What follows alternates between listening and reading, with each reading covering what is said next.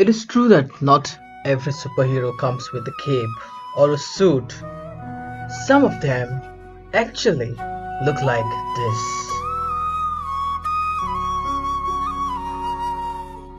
These are our migrants, brothers and sisters, who live with us, make houses for us.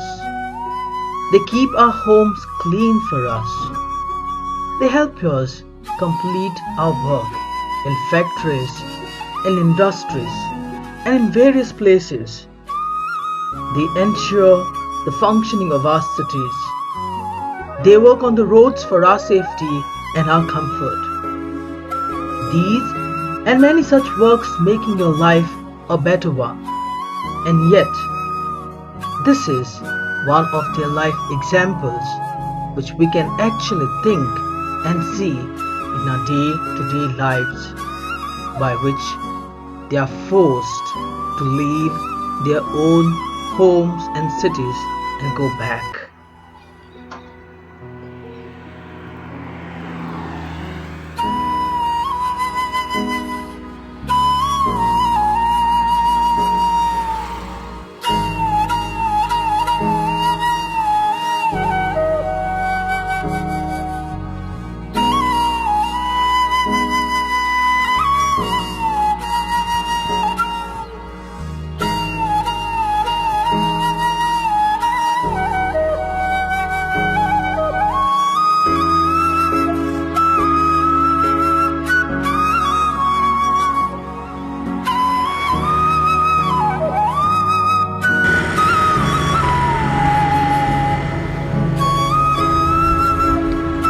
मुझे माफ़ करना, मेरी वजह से हम दोनों इस मुसीबत में आ गए हैं।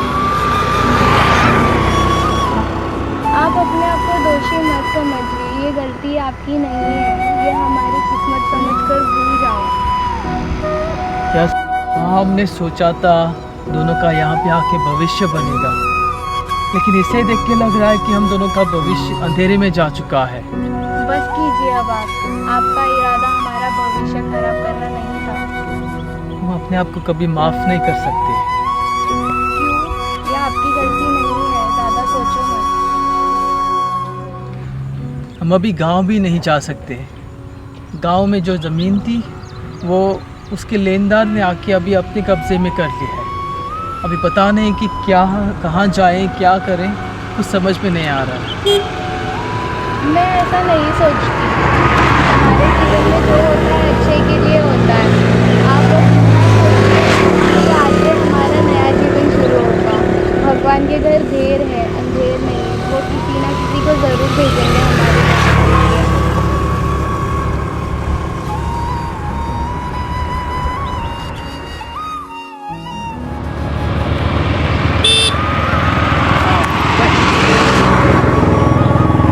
ये रास्ता स्टेशन जाता है क्या? यहाँ से कितनी दूर है स्टेशन? 10-15 मिनट की दूरी पर है। ऑटो से आप चल के जाओगे तो 20-25 मिनट पे है। आप हमारी कुछ मदद कर सकते हैं क्या स्टेशन पहुँचने के लिए? वो देखा नहीं कि मदद मांगने चले आते हैं। हट।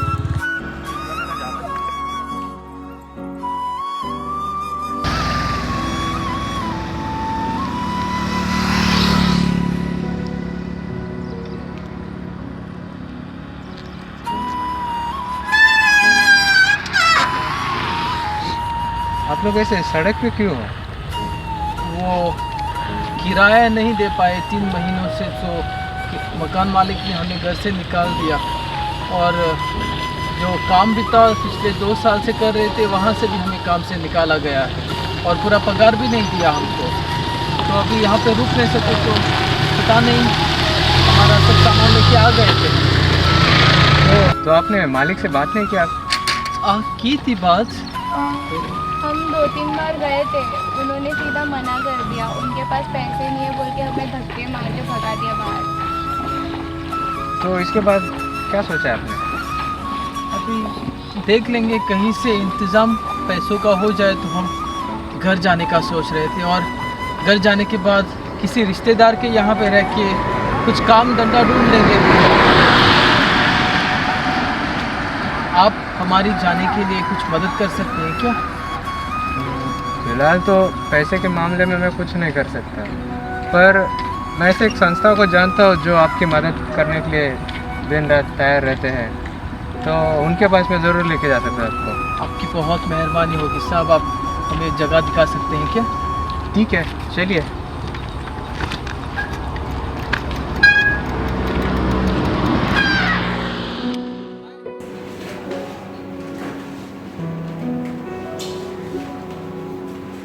कहीं तो बोला था ना उसने।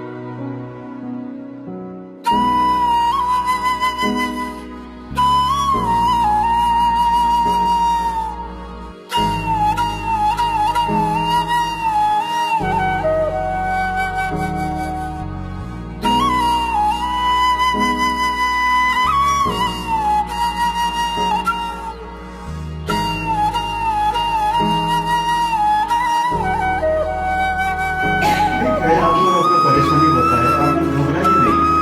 आप पहुंचने से पहुंच चुके हैं, मतलब हम लोग अपनी तरफ से जितना भी कोशिश कर रहे हैं आपको घर तक सेफली पहुंचाने के लिए हम लोग कोशिश करेंगे, इसलिए घबराने की कोई जरूरत नहीं है।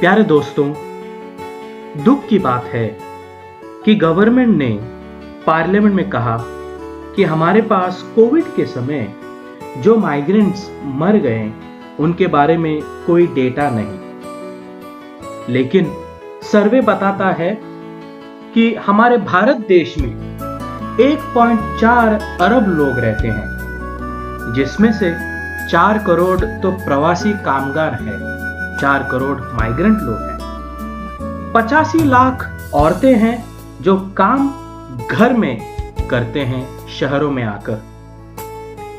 सेंसस 2011 बताता है कि 48 करोड़ काम करने वाले लोगों में से भारत में 10 करोड़ लोग तो माइग्रेंट्स है, प्रवासी है। इस कोविड महामारी के चलते बहुतों की नौकरी चली गई है, और तो और कई राज्यों में लेबर लॉज निलंबित कर दिए गए हैं। ऐसी परिस्थिति में प्रिय दोस्तों, हमारे प्रवासी लोगों को मदद कौन करेगा? प्रवासी और शरणार्थी दिवस मनाते हुए हमारे पोप फ्रांसिस चुनौती देते हुए हमें कहते हैं कि हमारे प्रवासी और शरणार्थी भाई बहन का स्वागत करें, उनकी सुरक्षा करें, उनके बारे में प्रचार करें और एकीकरण करें। आओ पोप फ्रांसिस की आज्ञा हम साथ मिलकर समझें और विशेष रूप से हमारे प्रवासी और शरणार्थी लोगों की सहायता करें। जय यीशु।